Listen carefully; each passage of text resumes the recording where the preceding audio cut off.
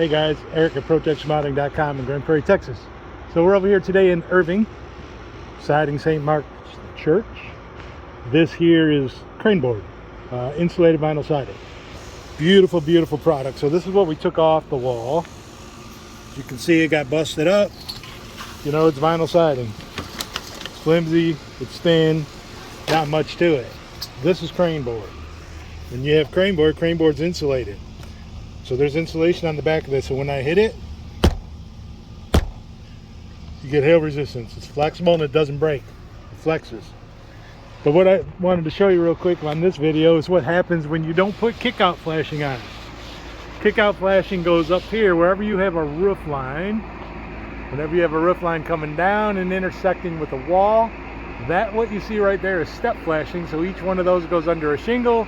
It goes up above your outside sheathing and it keeps water from getting in behind the siding. But what it doesn't do is it doesn't keep water from getting in at the very end.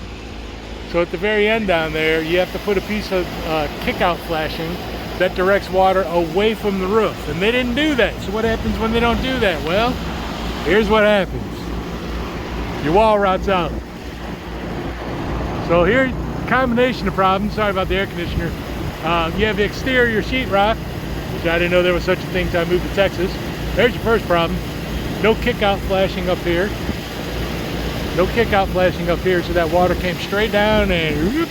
Now some of this looks to be like termites as well. I think it's a combination of termite and water, but as you get under the overhang and closer to the brick, it's not as bad. The bad part is over here where all the water's been dumping down for years. There was at one time appears to be a gutter up here because there's a gutter strap. For some reason they took it down. So when we finish up here, we're going to put a gutter back up here for a couple of reasons.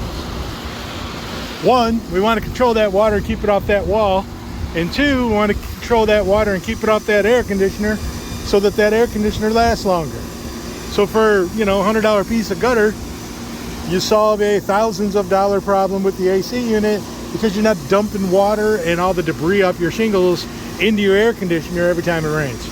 So that's what happens right there, or potentially could happen when somebody sides your house. And granted, this is a church, but it's still a structure similar to a house.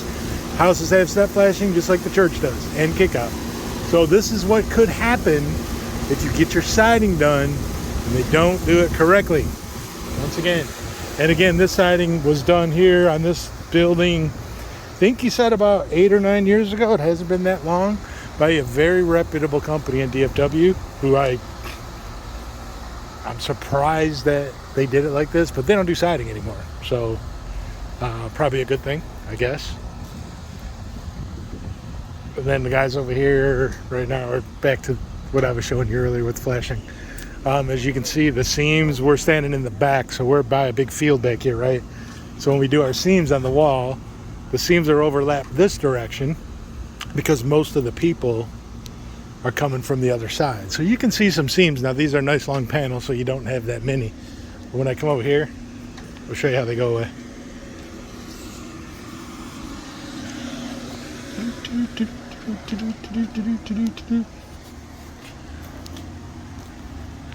You look from this side, you don't see them. So this is the courtyard. This is where all the people are going to be. So people are going to be coming this way. We don't want the seams to stick out. We want to make it a nice clean look. We ran all this seamless. What we do, and we haven't caulked it yet, but where we join our corner posts together, we always put a little piece of flashing up there so that we can caulk that corner post so the water doesn't get behind them two corner posts. I really don't like seaming corner posts, but unfortunately, as with any product, you know, they have restrictions on how long they make things, and you know, nobody makes a 24-foot corner post. And then this side here is closer to being done. None of this is caulked in yet. All this has still got to get caulked. These over here, these used to be twin single hungs. So there was a single hung next to each other in the same opening. That's like a conference room over here. So we took them out and put big picture windows in.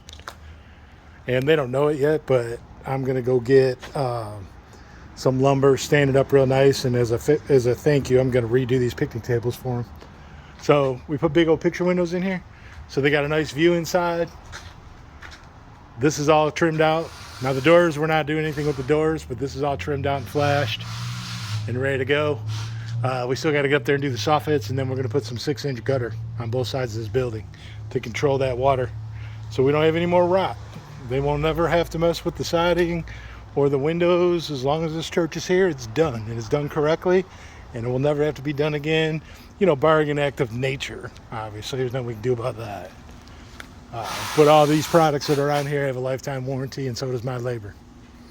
So now's the time, folks. If there's anything we can do for you, give us a call, 817-422-0552, or visit us on the web at ProTex Remodeling.com.